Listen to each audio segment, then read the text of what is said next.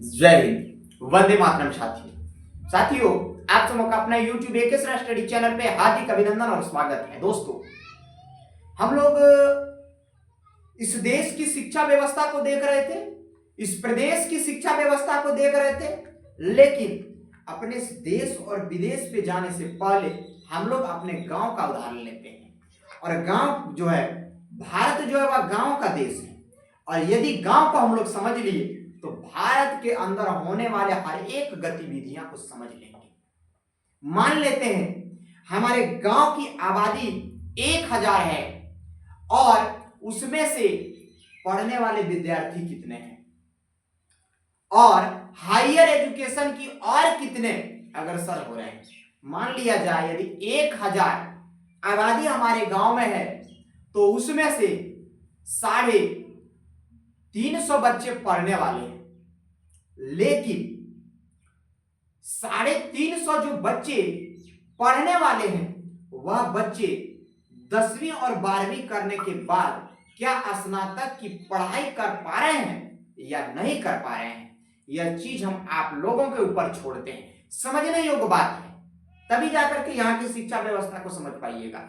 नहीं, यदि 350 बच्चे 10वीं और 12वीं तक पहुंचे तो वह स्नातक में जाते जाते 110 की संख्या हो जाएगी या फिर 150 की संख्या हो जाएगी, तो फिर आधे से अधिक बच्चे कहां गायब हो गए, यह चीज पता करना है, यह चीज ढूंढना है। आखिर में वह आधे से अधिक बच्चे कहां विलुप्त हो रहे हैं, वह हायर एजुकेशन की ओर अग्रसर क्यों नहीं हो रहे हैं, वह स्कूलों में अपना दम क्यों तोड़ रहे हैं, वह कॉलेज तक क्यों नहीं पहुंच पा रहे हैं। किनका कमेंट आ रहा है जी कि 10वीं और 12वीं के बाद लड़कियों का शादी कर दिया जाता। बिल्कुल सही बात है। क्यों कर दिया जाता है, क्यों कर दिया जाता है? अच्छा, चलिए, बहुत बढ़िया कमेंट आया है, बहुत बढ़िया, बहुत बढ़िया। इस लाइव सेशन में दोस्तों यही तो एक मजेदार बात है कि कम से कम हर एक बात आदान प्रदान तो हो रहा है। हाँ, सही बात बोले आप। 10वीं और 12वीं जाने के बाद कौन लड़का का शादी हो जाता है जी? अच्छा, जो लड़का बदमाशी करता है उसका शादी हो जाता है। अरे भाई बस करो यार, ये भी एक जेन्युइन मुद्दा है, आपका भी कहना सही है। क्योंकि 10वीं और 12वीं तक जैसे ही लड़के पहुंचते हैं, क्योंकि गांव में हर एक घर उस लेवल पे नहीं होते, उस गांव में कोई जॉब में भी होते हैं तो कोई बिजनेस में भी होते हैं तो कोई किसान और मजदूर भी होते हैं। तो उसमें से जो है, जो अच्छे कैटेगरी के होते हैं, जिनके पास पैसे होते हैं, वह जो है हायर एजुकेशन की ओर अग्रसर हो जाते हैं। और जो लोअर कैटेगरी से होते हैं, जो मजदूर घर के बच्चे होते हैं, किसान घर के बच्चे होते हैं, वह 10वीं 12वीं करते करते उनके ऊपर घर की जिम्मेदारी आ जाती है और वह अपना पढ़ाई लिखाई छोड़ने पे मजबूर हो जाता है। यहां भी एक सवाल खड़ा होता है कि 10वीं 12वीं के बाद घर की जिम्मेदारी आ जाती है और पढ़ाई लिखाई करने पे वह छोड़ने पे मजबूर हो जाता है।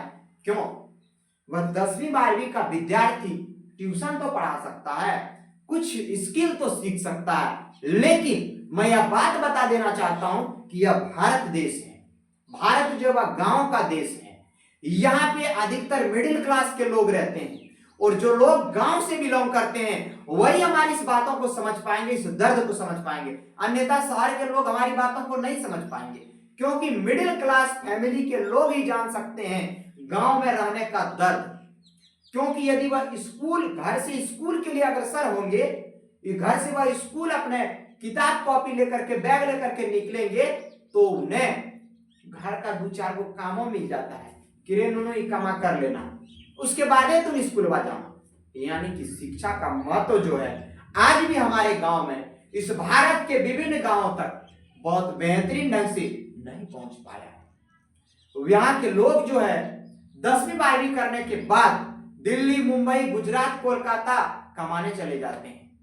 यदि वह व्यवस्था पढ़ाई के साथ साथ हमारी आज की सरकार यहीं पे कर दे तो कितनी मजेदार बात हो जाती कि घर में रह करके एजुकेशन के साथ कुछ कमाई करके अपनी जीविकोपार्जन कर सकता था और पढ़ाई भी कर सकता था। ये मजेदार बात है। लेकिन सरकार जो है आज हम लोगों को जाति के नाम पे, धर्म के नाम पे लड़ाना चाह रहा है। आज सरकार से कोई रोजगार की मांग ही नहीं कर पा रहा है, चाहे वह किसी की भी सरकार हो। आज के लोग नौकरी नहीं मांग रहे हैं। आज आप लोगों को सृजन तो कीजिए, सृजन योजना के माध्यम से तो जोड़िए, लेकिन नहीं, नाम का तो निकाल देता है लेकिन सही तरीके से काम नहीं हो पाता है। वीडियो अच्छा लगे तो जितने भी साथी मिडिल क्लास फैमिली से हैं वह वीडियो को लाइक शेयर जरूर कीजिएगा। जय हिंद, वंदे मातरम साथियों।